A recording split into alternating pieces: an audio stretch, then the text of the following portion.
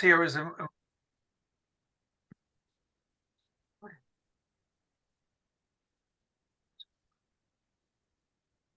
so I'll just go back to the start. So our coastal landscapes and our upland landscapes, one of the great things about Ireland is that our mountains are largely coastal. And in recent years, there's been an upsurge of interest in a coastal ecology, coastal archaeology, right next to our mountains. So we have very early settlements now from Innistrahull off Donegal, Doonanora, West Kerry, the Cork Harbour area. And this site here is a group of Norwegian students from Trondheim looking at a shell midden on the Connemara coast. These typically date between 6,000 and 8,000 years ago. And we've a lot of new Mesolithic sites actually on the Fenora coastline, off the Clare coast, and all along the Connemara coast. So we have mudstone axes traded up from the coast of Clare through the island chain of Canton and Nilon and up along the west coast of Ireland. So this is the longest period in Irish history, 4,000 to 5,000 years old. And we've recently found some with excavations from archaeologists from Queens on Mesolithic hunter-gatherer settlements at Knocknashee in a huge hill fort near Turbocorry. So we have evidence of utilization of our uplands in the Mesolithic pre-farming populations. And we also have some evidence, of course, of the Paleolithic in Ireland, rarely commented on. One of the oldest artifacts we have is from Dunangus. It's 300,000 years old. And the great Frank Mitchell, attorney professor in Trinity, found Paleolithic artifacts at Mel near Drogheda. And there's a upsurge of interest in the old Stone Age, but the new Stone Age from 10,000 years onwards is my focus today. More recently, I published an article on this site here. It's a very interesting site. It's a portal tomb in Cork Harbour, Rosthelen, and it's a tomb that has been discussed over many years, whether it's original or not. But I've been working on the intertidal zone recently, and we found, as you can see on the screen, I hope, there's a small chamber, but it's got a long train with it. And a train is actually a typical feature of a portal tomb. So we're now fairly convinced, based on a recent survey of it, at low tide. Lots of people visit at half tide. You don't go to the shore at half tide, go at low tide. So this looks like a Neolithic early farming community around Cork Harbour. When we have other evidence also, one of the nice things about portal tombs, you find them in Western Britain and Cornwall, you get them in Wales. And this one is a fantastic site, a little bit dilapidated, as you'd expect from a 5,700-year-old tomb. It's from Hornhead, and this is right up Crockneve in the background. This is we're looking across there towards the islands of north of Bloody Foreland, Crockfalla there. So in the Neolithic, there's people everywhere in Ireland. So by 5,800 years ago, a new population movement in, and they're colonizing not just the good land, the marginal land. There's a flood of people coming in across just around 6,000 years ago. On the coastline, we also see particularly evidence in the southwest of drowned landscapes. So we have many drowned landscapes. The portal tomb at Cork Harbour, when that was built, and at the Lag near Baltimore, both of those tombs are in the intertidal zone. There's been 5 to 6 meters of sea level rise since the Neolithic in the southern half of Ireland. Recent sea level change and more powerful dynamic storms have saw the destruction of some tombs. This was a lovely little wedge tomb on Sherkin Island, if you've ever been on the west side of Sherkin. This was photographed maybe 20 years ago now. The last storm, 2014, and subsequent one, it's all gone. It's been stood there for 4,000 years, and it's now vanished. So we have an issue with coastal erosion impacting on some of our earliest sites, particularly our shell midden sites. But this little tomb also is one of the casualties of the recent storms.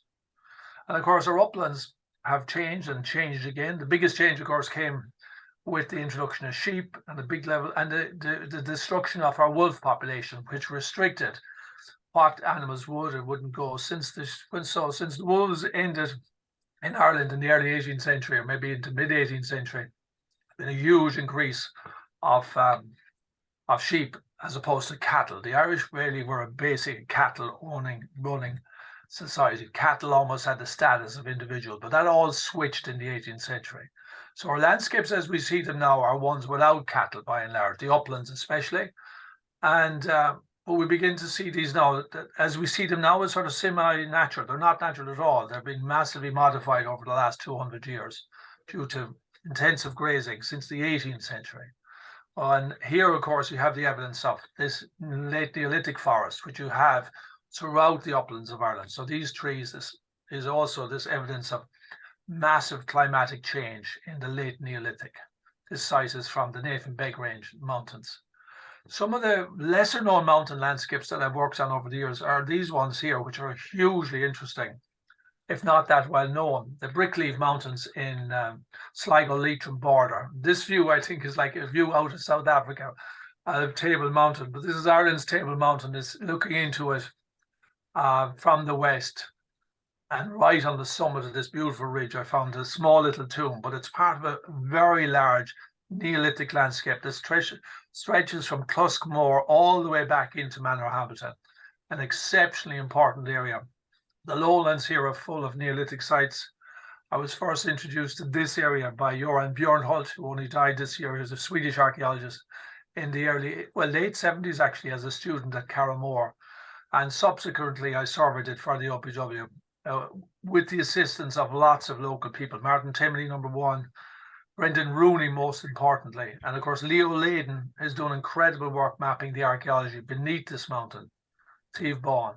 So these uplands had been considered, as Professor Coney in UCD once said, there's no significant upland settlement in North Leitrim. When you hear something like that, you say, I wonder what he meant by that. Almost always he meant, well, I didn't go up there. But we went up there and we flew the area and we walked it, and we met Brendan Rooney at a lecture in the Sligo Field Club. And he said, did you ever see these tombs? I said, what tombs? He said, well, the whole hilltop is full of them. And when you're up on these mountains tops, you have these large eroding peat hags, incredible erosion going on right across our uplands on a massive scale.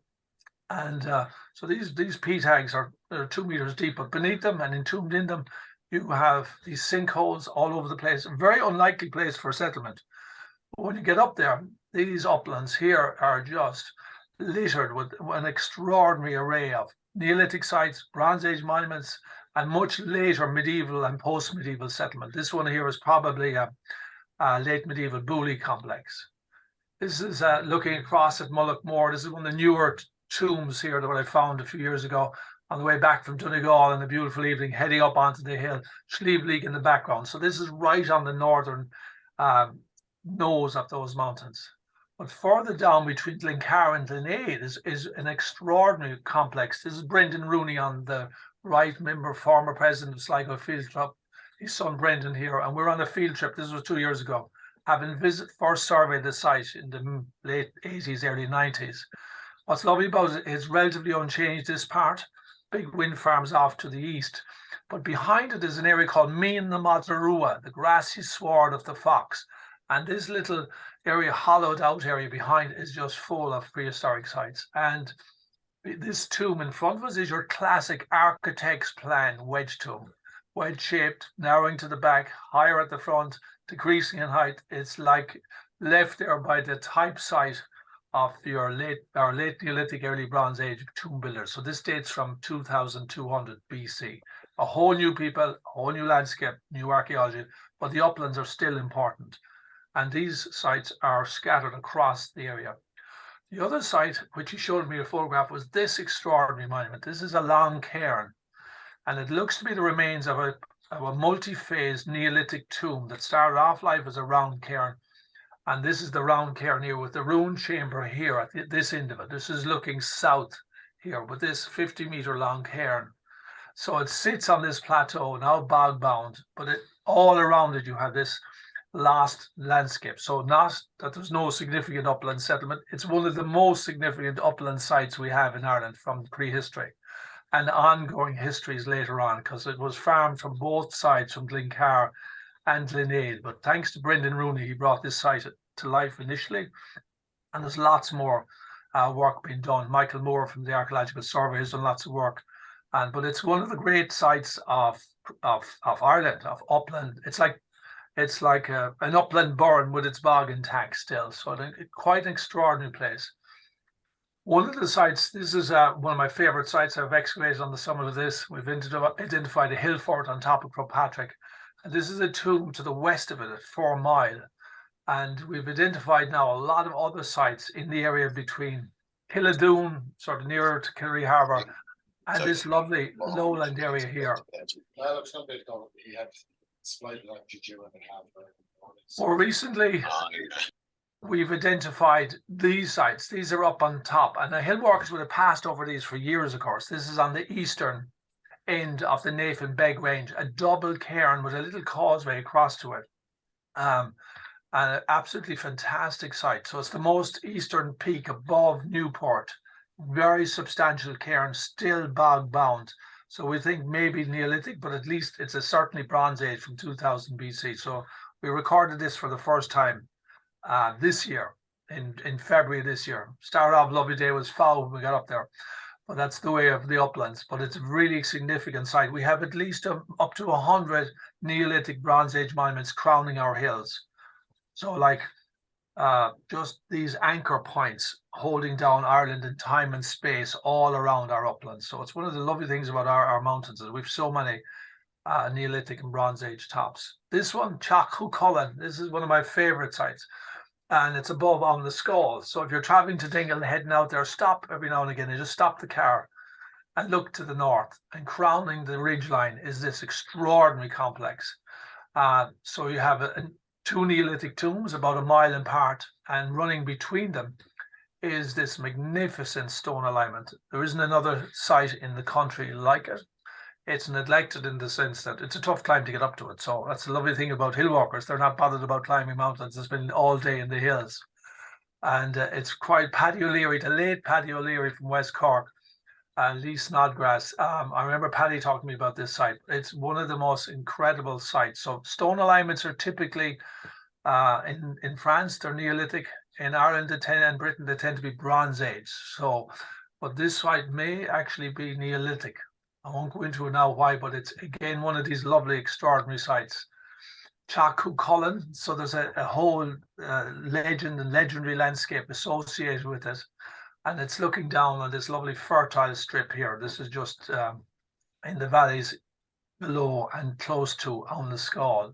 So a magnificent complex, high on the ridge, but visible from the lowlands. So it's designed to be seen from the lowlands, and it defines this sacred space above and to the east of on the Skull Lake. Quite a magnificent complex there. Closer to Homer, where I live here, we have Joyce Country. There's a whole big project trying to make it a geopark World Heritage Site. So lots of new work is going on there. So we're very fortunate with the whole team locally working on it. And so it's an area, I'm from Connemara, but the eastern edges in Joyce Country has got some very interesting archaeology, but not well documented. Up to now anyway. And of course, it's got one of these magnificent sites. This was found by a geologist from the Geological Survey, published by Chris Corlett, who's like a fantastic scholar of the Wicklow Uplands and the southeastern uplands of Mount Leinster, that area. So this is cup and ring circles, Neolithic art, formerly called Galician art. And we're finding this now in large numbers in the Inishowen Peninsula. Fanad, Yvonne Lamb down in Caherdaniel has found acres of it in the Miggity Weeks, but Connemara and Mayo is very rare to find it. This is the most important site, and it's close to Loch on the Shee, if you know it's so overlooking Tourmakeady up on the hills. And there's another site near Achill, and of course you have St. Patrick's Chair, or the Bohe Stone, the more famous site. But there's only 5 sites in Connacht, and there's valleys down in Caherdaniel. You'll have, on the way between Sneem and Glen Bay, with dozens and dozens of sites in individual valleys. So we have this very odd. So the prehistory of Ireland isn't constant. There are huge varieties across the landscape. There are periods where we know very little about, areas that are relatively empty. Then other areas, for no apparent reason, there's only one rock art site in Connemara proper, for example. And that is not, we think, as old as this. So these are some of the cup and ring circles. And after the snow about 4 years ago, some of the peat had peeled back off it and revealed, about 11 other new cup and ring circles. Chris Corlett now has published a lovely article on this in the Galway Archaeological Journal. But on the lowlands, overlooking Loch Mask, in and around where the sheep are here, there's another Bronze Age complex with cairns and the stone alignment. So this is a stone alignment in the sort of cutaway bog, an arm of Loch Mask here, Glenbegan to the right. This is near Mom Trasta, those familiar with that lovely part of the world. But again, it's a very unusual complex of tombs In this area, again, you have a central standing stones either side of it, and a beautiful ring bar. The little structure on the right is a classic Iron Age burial mound, which again are exceptionally rare in the mountains of the west, but they're common as muck and Tipperary, down along the Clare coast, lots of them, but very rare up on the Western Highlands, anywhere from West Kerry all the way up to Donegal. They're quite unusual, put it that way, but they're common elsewhere in the country. But this is a lovely example. So the ring ditch would be about 2,000 years old. The alignment dated to 800, 900 BC. But it's a really fantastic site. This is one, Benjamin, who's in charge of the geological survey work there. He had asked me, had I any sites there? And I said, geez, I must go out. I know there's one I spotted years ago when I was hill walking, overlooking Mount Trasna, and I went back to see it. And anyway, the site I went back to see turned out to be a hill fort. Now, this is two friends of mine here, Ian Doherty from Derry and Christy Lawless on the left. Christy Lawless was one of the best field archaeologists I ever met. He's from Turlock and Castlebar, found hundreds of sites, published them, and he died sadly last year, but great loss to archaeology of the West, but really unpublished and great speaker, an expert on Fulloch the Fee, Bronze Age sites. But anyway, just threw this photograph in recognition of his contribution to Irish landscape studies, which has been immense. This was the site. It's hard to see it. You can see why it went unrecorded. This is on the area just north of Finney village, between there and Mom Trasna itself. There's an enclosure here. You can just see the little spindly little walls crisscrossed by much bigger walls. So this is a degraded hill fort. The farmer, he said, Níl rian na bit le fecal husin chinoach. Níl dúnán. There's no fort up there. There's not even a track of a fort up there. I said, tá sé fuin na sean correspondent, tá sé le fecal. Anyway, we went up and had a look at it, and it's there. Degraded hill fort. But he said on the way down, Arwaka to Lorag Fork. I said, Niakabe, Kawilche. He said, Toshe, he's an Akalish and Shambuhar, Golahuo, Finny, good Mom Trasta. And he was right. So he said, Trumpy, he said, did you see the Lorag Fork? And this is actually the footprint of St. Patrick on an old pilgrimage route from the lakes north over Mount Trasna, up into the Dirks and out over into the valley. So it's still a little shrine. There's a cairn around it. This was unmapped, an amazing site, still visited by pilgrims, with the footprint of Patrick. The Lurug is the imprint of Patrick still in it. And of course, the hill fort at Finney would have looked a little bit like this one. I was trying to find one in a similar setting. This one is overlooking Ardra in Donegal. So I worked for Brian Lacey many years ago and the Donegal Archaeological Survey, and got to map the whole southwestern end of Donegal with a whole group of lovely archaeologists at the time. And Brian is still going strong up in Dunlewy. So this is a very interesting hill fort. It's not a big one. It's about 80 meters across, but it's in an area which is packed full of upland archaeology from there to Slieve League. But one of the sites I did find up there was this lovely site at Mahara near Tarman. It's a series of lake dwellings. And one of the lovely things about lake studies recently in Scotland, they've found, so this is a natural island. It's walled on the landward side and it's got a causeway running out to it. Excavations have shown these sites in Scotland, in Lewis, for example, and on Harris, that they date to the Neolithic. So we always assume these sites were Iron Age, early Christian, we know some of them, reused by the Gaelic lords, but they could well be Neolithic in origin. So this is a fantastic site. And for those who haven't been to Lochadoon on the Dingle Peninsula, this is a direct parallel for it. This is this fortified island tucked into the mountains before you cross the Connor Pass. This site was surveyed by Judy Coppage doing her wonderful work on the Dingle Archaeological Survey. So this is a most interesting site. There's rock art around the valley. There's a prehistoric Bronze Age landscapes on the way in. So Lochadoon is one of these fabulous landscapes in the western end of the Dingle Peninsula, but on the north side, which is not that visited too often. But there is a trail and a lovely archaeological trail and public access all the way in. The other place I've worked on, of course, is on the Skelligs. I had a great good look throughout there many years ago, having been invited to Valentia Island by Frank Mitchell. And shortly after that visit, when he was doing his lovely book on Valentia, I visited the Skelligs. This is the reconstructed altar of the Great Skelligs, the main monastery across And then you have little skelligs. So I'll just talk briefly about a couple of discoveries here. So this is the top of the South Peak. It's a bit of a tight scramble. You need a permit now to go up there. The main monastery here, there used to be a cross on top of this one. It fell sometime in the late 70s. And Des Lavelle, of course, has published lovely stuff on it. But I had flown it with Marcus Casey, a late friend of mine. He's dead, sadly. And I had spotted a number of features that I said, well, these haven't been recorded. And these were these red lines here. These are ancient additional routes on the skelligs that had not been mapped before. One of them was here below the main monastery. So I'm sitting on the path which I'd spotted from the air, but got back to it years later. And when we visited, you can see there's some stonework where the ranging rod is. And as you come down and pull off this campion, we probably are not allowed to do that now, but anyway, we did it in the spring about 10 years ago. And so there's a whole other system of routes other than the main recognized routes up on the skelligs. And it had to be leading somewhere. Where it was leading was to this little shrine. It's a beautiful, on the left, it's hard to spot it. The 101 uses for a black plastic bag is here. So it's a little, the skellig, the word skellig means a sliver of rock.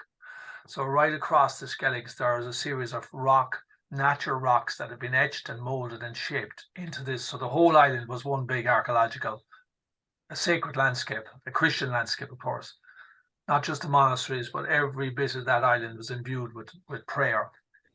A fortress for Christ is how you'd call it.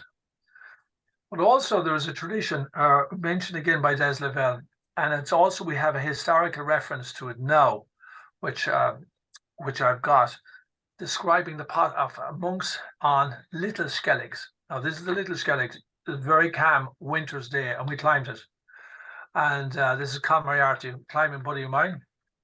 We climbed it, and up on this shelf, high up, there's a little building here on the right-hand side. Now, the most amazing thing about this rock is the sheer amount of rubbish that's up on top of it. This is 300 feet up, full of guano, dangerous to climb on. You need dry conditions, hard winter conditions when there's no birds.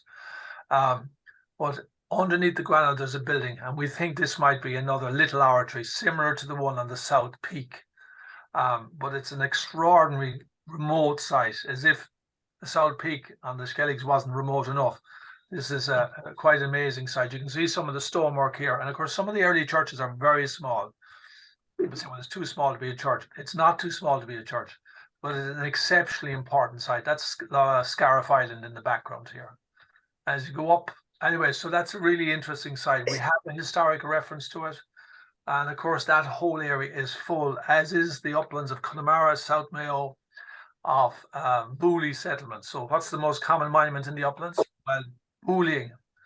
This is what a Booley site look like. Most of them are unmapped. Eugene Costello now, the best book written recently on our uplands is by Eugene Costello's book on Booleying. He's a graduate of Galway and UCC, brilliant scholar, recently working in the Reeks.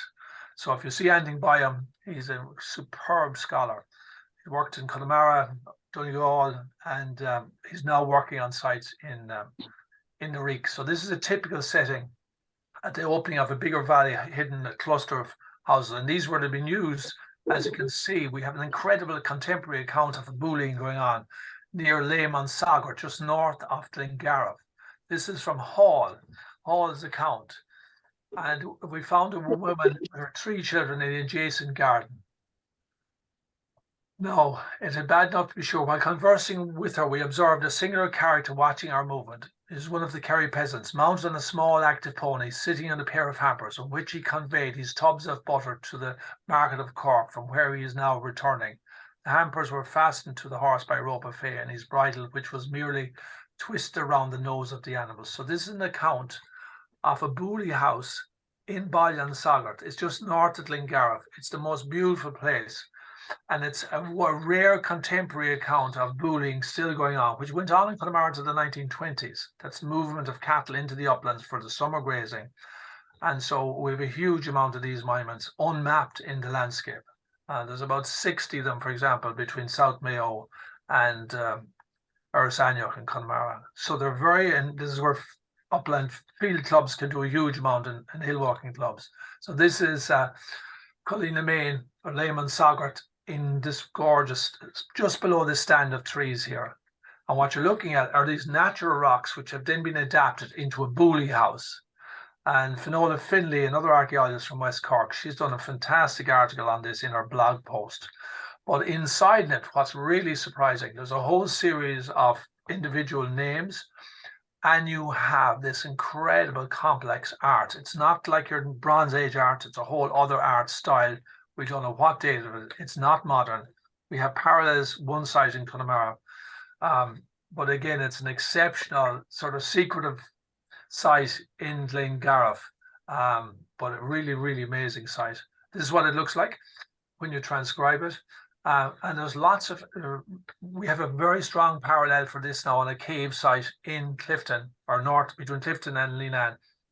And with a tradition that if you don't inscribe the stone, when you leave the cave, the Shiogi will come after you.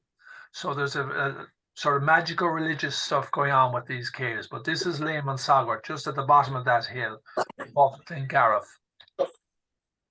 Other sites you'd expect to have been mapped. This is a site I found in Donegal. It's a fantastic site. It's called Mala na Seacht Leachta. So Mala, the ridge of the 7 leachs or altars.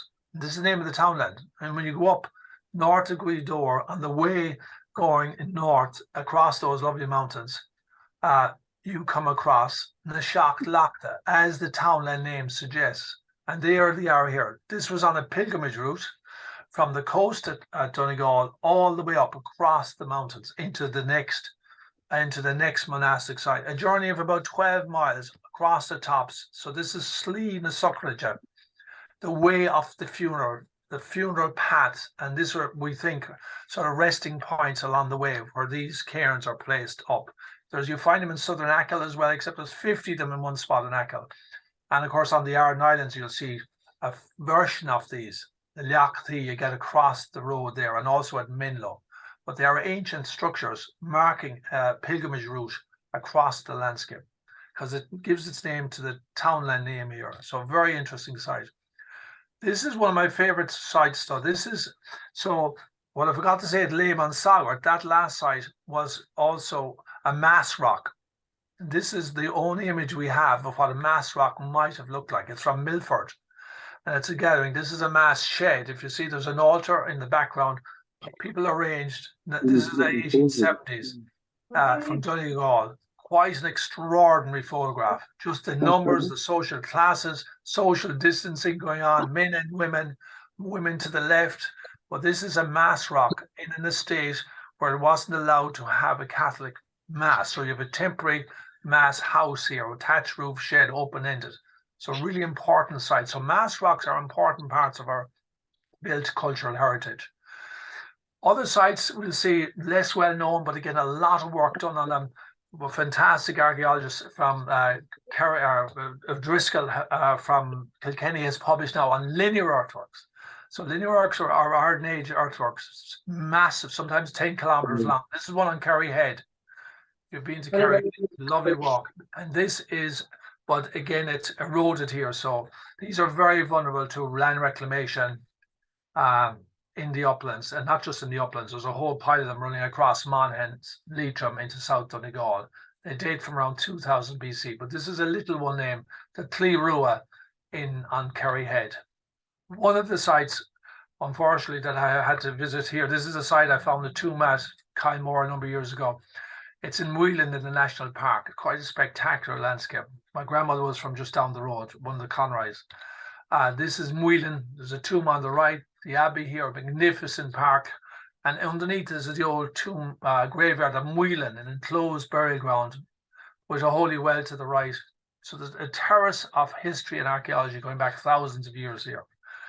2 years ago, sadly, the site was damaged. This is what it looks like in wintertime, with all the headstones, footstones, all orientated north-south. Highly unusual site. Untouched, unmapped, and very little history known about it, other than part of the site was used as a children's burial ground. The National Park, taking down 40 years of collapsed deer fences, drove their trucks and their quads loaded with wire across and through the middle of the site and damaged the site. It was like mind-bogglingly stupid. Wasn't done deliberately. Clearly, the men weren't briefed as to what was here. I reported to the guards, and the guards came out, immediately stopped the work. But unfortunately, the National Park response was that they did no damage, that they only removed field stones, and what I said was untrue. So this is the area where they're proposing to build 6 kilometers of new trails in across this landscape right here. So that's what's worrying about it. Within the national parks, we don't need any new trails in the national. We need to move people out of the national parks. But this site was damaged because the staff there weren't briefed by their own managers in the park. This is on every map since 1840. It's on the leaflet the national park gives out to 500,000 visitors a year, Courtdom, Holywell and Burial Ground. The works manager at the site denied there was no archaeology up there, he said to the guards. So this is unacceptable practice. And what's even more unacceptable is that Malcolm Noonan, our minister, who's an excellent guy by all accounts, he published a statement that no damage was done. And what I said about this site, a site I've known, walked over, photographed for 40 years. So there's major concerns about the plan to build a viewing platform right here above this, between the tomb and this burial ground. The EIS for that project was done during the lockdown. No archaeologists visited. They did it remotely. Nothing should be done remotely in our uplands. You have to have experienced field teams up here. But this site has been damaged. There's no damage supposedly here, but you can see the graves have been uprooted, knocked over, and damaged. So it's sort of sad. And of course, like all mistakes, this was a mistake, a genuine mistake. But it shouldn't have happened within the national park system on one of the primary, most important sites. It's one of 2 tombs within the park. The trail, as you can see, went right across it. This is from heavy duty quads with loads with 40 years worth of collapsed wire and fencing on it. Some timber also thrown into it. So I think the Irish Upland Forum should say to the government and say, listen, your actions here were not good enough. You should restore the site to what we know it looked like, and you should ensure that best practices followed within the national parks. This case, it makes a major question mark over how they handle these issues. This site is really well documented. And anyway, it's a sad story, but it shouldn't have happened. I reported it in good faith, and I was called a liar because I reported it. I have photographs of it going back to 1982, virtually every year.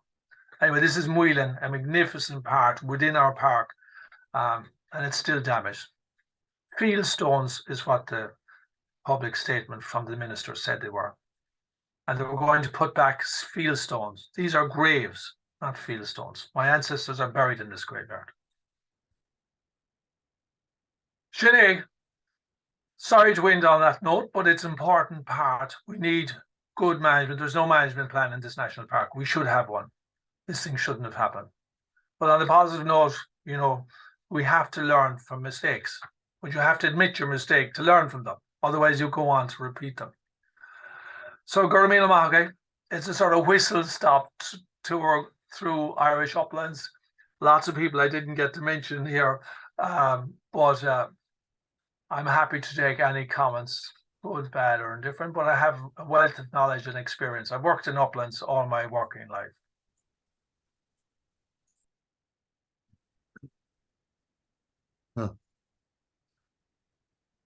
Isabel, go ahead there. I think you have your hand up for a question. I do indeed. Thank you very much, Michael. I'm interested in asking a little bit about trying to marry the struggles that come with being someone who's in heritage, but also in outdoor tourism. So my background personally, I'm involved in I've started a project to do with the heritage around the Wicklow Mountains, because that's where my family's from. And so when you mentioned Chris Corlett earlier, he's actually someone that I'm in contact with. And my idea is to try and make sure that the people who are using the Wicklow Mountains recreationally are more aware of the heritage that's there. And so when I'm talking to various stakeholders, you get kind of mixed opinions because the challenge of balancing both the natural sustainability, the recreational use of the mountains, and the protection of heritage is one where there's a lot of tensions. So, and what would be your take on that, or any advice Oh, you have for I'm no someone more. I'm engaging very in such conflicted. projects? Like if you ask, I've said to the farmers, would you not put in a trail across those hills as I'm getting older and have a crocked leg? And he'd say to you, well, Christ, he said, you know, they're nicer looking mountains on the other side of the valley. You know what I mean? So it is a difficult subject. For example, recently the national parks put up signs at Dunlahan, a beautiful coastal macro dune system, hugely important because of the lapwing. But sure, all the surfing dudes who go down there weren't interested in lapwings. They've never looked at them. But the signs, those cars stopped to look for lapwings that never stopped before because they were going down to the beach. So it works in both ways. I'm a believer, though, in providing knowledge is important to inform people. I'm not a great believer in extending, like the plan for the national park in Connemara, 6 kilometres of trails and a brand new car park in around Whelan, which will increase pressure on the mountain knockback massively because people won't just finish on the trail. You know, it'll be drawn up onto the hill, and there'll be a whole other network of trails. So trail development is a very tricky one, and there is no easy answer to it, and it's not. You know, we live in a country where we have absolute property rights, so getting consensus is also very difficult.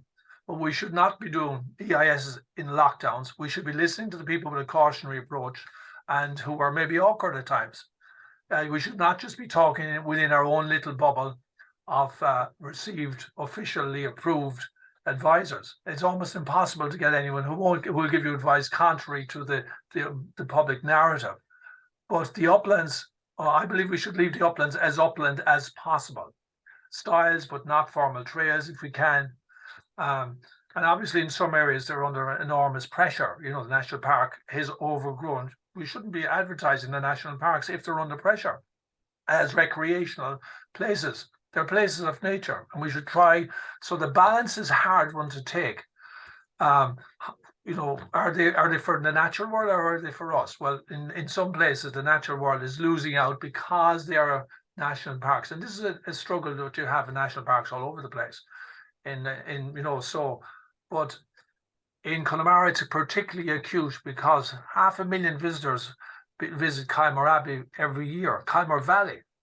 And now they're proposing to add in additional trails without a proper EIS. The EIS was done during the lockdown. It's not a proper EIS. That's going to cause enormous additional pressure. The pair of grouse that I heard in the valley, they won't last. With another 50,000 visitors proposed for that site I showed you there. So it is difficult, but I mean, I was out on Inishni Island today with a small group of people on a little trail, an old 19th century track. Stunning landscape. You know, we have so I would love to see more localized trails developed. I'm a big fan of them, particularly if, you know, more people get out. But wilder trails across wilder mountains, you know, I think it is a bit. We have so little in actual wild landscapes, you know, truly wild places. We should be leaving them as wild as possible. But the parks have been used or overused to promote Ireland from a tourism point of view. The funding for work inside the park comes from a tourism budget. There's very little money for actual hard research on the status of them, actual ecological research. So I think the balance in our parks towards tourism, and I've been active in cultural tourism and walking tourism and heard for many years, has tipped the wrong direction. And we should be much more cautious about particularly building hard trails. Now we have to sometimes because they're being worn out anyway. Like I was opposed to the trail on Croagh. We didn't need a trail on Croagh. It was supposed to be a hard place. You know, you don't go on the Hajj to get cold. It was a sacred mountain and should have been left difficult. So the numbers of people reaching the summit on Croagh now are going to increase massively. And with that, the level of injuries from people who aren't prepared, but who are undertaking it. Well, it's a holy mountain, they can pray. But the impact on the archaeology was going to be significant. You know what I mean? So, you know, it's the same up on the Creek Mountains, you know, putting in that staircase to heaven. it has just increased the numbers of people going up there. And at the same time, those people loved and that experience of being in the hills safely. So these are very tricky issues. Very tricky. You know, and there isn't one nice, if there was an easy answer, but But on the other side of it, then I know what's his name, David Attenborough talks about, you know, if you don't bring people out to see these places and understand them, they won't value them. So there's that sort of balancing thing again to be achieved. But, yeah, no, I wish you luck with your survey, because I mean, that's a big thorny question. You know what I mean? The main like I would, you know, we need more engagement definitely with our local farmers, communities, because they own the land. You know, the national parks take up such a tiny percentage. Well, it's significant, I know, but they still don't own the majority of our uplands. So engagement with farmers is always good. One of Hugh Musgrave in Plegan Farm, he asked me one time about people parking on his road, and he said, "I have a bloody solution to that." I said, "What's that?" "I'm going to put in a car park," and he did. It's not advertised, but you drive into Plegan Farm, there's a car park there that takes 10 people. His problem's ended. Yeah. You know what I mean? He took the initiative. He looked ahead. He didn't look back. This is my land, you know, and he owns that headland. You know, it's simple, small car park. There's no signpost anywhere. If you're in the know and are interested in finding out about it, it's there. And so, sorry about that, Michael. So I'm going to cut across you again. I'm conscious of time. Ray has his hand up there for a long time. Ray, would you go ahead? You have to unmute, Ray. We can't hear you. Excuse me. Sorry, Michael. Thanks. A fascinating talk. I'm interested. You used a couple of terms there. Keep the uplands as possible. Last wild landscapes, and I appreciate this talk is maybe more about cultural heritage. I'm interested in your views on the natural heritage. To me, the uplands are very much a human-derived landscape. Do you have a view on them reverting back to an actually wild landscape as they would perhaps look like, or is there an onus or an obligation for us to keep them as they are, or is there room for both? I suppose I'm interested in the return of native woodlands in some areas, at least, of our woodlands. So I'm just wondering, do you have a view on that? Well, the look of it is dictated by what's grazing it. You know what I mean? So that's the primary thing. We've been grazing these mountains, cultivating them to one level since we became farmers 6 millennia ago. So there's no natural mountain landscapes out there. But there's, since the 18th century, since we got rid of the wolves, the numbers of sheep have massively increased. And that's why we don't have little pocket woodlands as we did. The back at Glenawow, for example, fantastic valley in the Partry Mountains. There's a scrub woodland just clinging on in at the head of it there. I'd love to see that develop. Derryn and Albanock is a side valley on the side of Wheelray, and there are some scrub oaks still there, obviously from the Dera Albanock that was there in medieval times. But we definitely need a reduction in numbers if we want to do that. We need more cattle and less sheep. We need black cat. We need the Kerry cows back, or the Dexters. So, because these have been grazed by animals, by cattle, for best part of 6,000 years now. They've been intensively grazed by sheep. There was very little sheep grazing in Connemara in the 18th century, for example, or throughout the uplands at Kerry, and you can see it in the archaeology. The bully hooves are there for a reason. You're bullying your mind and your cattle, but you're keeping them off. You're keeping the wolves at bay also. So rewilding also has to appreciate what sort of farming was practiced here. Well, bullying was, they moved animals up, they took them down and rested the uplands for most of the year, 9 months of the year. So having the knowledge of that background, so Eugene Costello's book on bullying, just out, highly recommended. Anyone managing landscapes, it's a sort of, in the Irish landscape, it's one of the best books on Irish uplands for a very long time. But yeah, I'm in favour, but I'm not, you know, which places do we want wolves back? Well, why not? We don't have the landscape like you have in you know, the huge estates that you have in Scotland where it's possible. I'd love to see wolves on Jura, for example, get rid of the 30,000. Just a little west of Leenane, there's a little townland called Letterera, and if you look up, there's a gorge woodland. It's tiny. One tree on either side of a deep ravine. It's well worth throwing your eye on. Yeah, well, it's there because the sheep can't get at it. It's simple as that. You know, it's not rocket science. So we need to work with the farmers in terms of the upland peat lines, which are eroding. They should be now our custodians, a carbon sink. So we need a bit more imagination, bringing the hill farmers in to say, you're stewards of our bogs, and let's work together to, if you look at Lisukter Mountain, for example, one half of it, it's like two different geologies. One side is owned by the forestry, they haven't planted it, and it's all heather. The other side has been grazed for 2 centuries now. There isn't a heather left on it, but the heather hasn't been there for a good century and a half.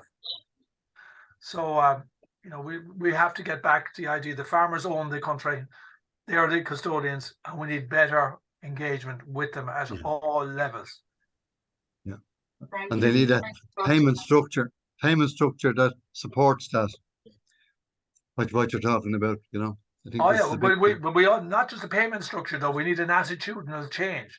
Yeah. The farmers offered the national park to link up the trail with the old road that ran through Kylemore Valley. The parks turned them down flat. Whereas now we have a new car park, 6 kilometers of new trails, been given planning permission, not linked in to the Western Way or to the trails at Letterfrack. Utter shafford, madness. So, you know, we need to widen the audiences out of the park and get the parks to say, listen, you know, work actively with farmers. There's no local, in Connemara National Park, there isn't a local committee that they work with to say, throw ideas by. Gerard O'Donnell is up in Donegal now. When Gerard was in charge of the park here, and I didn't agree with him, I would always be invited to give a talk in the park. He invites in contrary people. And that's what you should do. You know, if you're only talking to people you agree with all the time, you learn nothing. Nothing, yeah. Anyway, these are big issues, but they're worth debating. And Archaeology has, very much, Mike. Archaeology has a big role to play in this because there's lots of new science coming through. Loads of work. Stephen Berg's work in the Burren is fundamental to it. Graham Warren's work from UCD on the Mesolithic, you know, is really, really important. Lovely book just published on it. So it's a really exciting story for hill walkers or people. The uplands are just full of our open air museums, you know, and they're such a rich archaeological base to them. There are timescapes, you know, so they're really fabulous places. So, but I do think we need to get a bit more serious about engaging with our local landowners. Well, could I say, Michael, on that, I mean, the Irish Uplands Forum was established for that very reason. So there's a lot of consultation and dialogue that goes on with farmers, with local community people. And, but for example, I bet you didn't object to the fact there was no EIS done in the Connemara National Park. You know what I mean? Or observed during the lockdown. There's no management plan for the Connemara National Park yet. They're going to spend millions with tourism funding to actually wreck a restored peatland. You know what I mean? So yeah, but can I say that's and it's not slightly different. We are engaged with all sorts of issues, but we deal primarily with farmers on private lands or on commonage. But you should be dealing with the state. Yeah, but the state is, you know, the state needs reform as well. It's not like they are the experts and we're the people. There's expertise in and out of the state. I worked for the state for years. Fantastic. And most of my friends who worked in that archaeological work are still working for the state. I work with them almost on a daily basis. Yeah. I mean, these are huge issues, and the underfunding of the national parks for years meant that they did minimal amount of consultation with the people in the immediate catchments and you know, farmers adjacent to the lands. But that's it. Do we have any other questions or queries for Michael? No?